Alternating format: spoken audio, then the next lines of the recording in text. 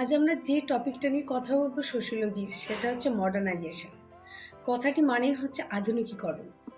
এই মডার্নাইজেশন সমাজে আবির্ভাব হয়েছিল ইউরোপের সমাজে 1400 শতাব্দী থেকে 1700 শতাব্দীর মধ্যে।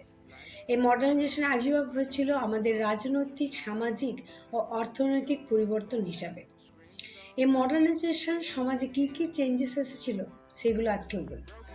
ফিউডালিজম পরিবর্তিত হয়েছিল ক্যাপিটালিজমে, ট্র্যাডিশনাল রুরাল সোসাইটি পরিবর্তিত হয়েছিল আরবানাইজেশনে, আমাদের রিলিজিয়ন পরিবর্তিত হচ্ছে সেকুলারিজমে, এবং আমাদের যে ট্র্যাডিশনাল বিলিফস সেইটা পরিবর্তন হচ্ছে রেশনালাইজেশনে। মানে এই মডার্নাইজেশন আমাদের সমাজে, আমাদের দেশে এবং আমাদের অর্থনীতিতে বিভিন্ন চেঞ্জেস এনেছিল। তাই একে আমরা এমন একটা প্রসেস বলতে পারি যেখান থেকে সমাজ কিন্তু অ্যাগ্রারিয়ান সোসাইটি থেকে ইন্ডাস্ট্রিয়ালাইজেশন বা আরবানাইজেশন দিকে এগিয়ে গেছিল, এবং মানুষের সাথে সাথে বৃহৎ কিছু ধারণা আবির্ভাব হচ্ছিল, যেমন র্যাশনালাইজেশন, নেচারিজম বা রিয়েলিজম বা হিউম্যানিজম।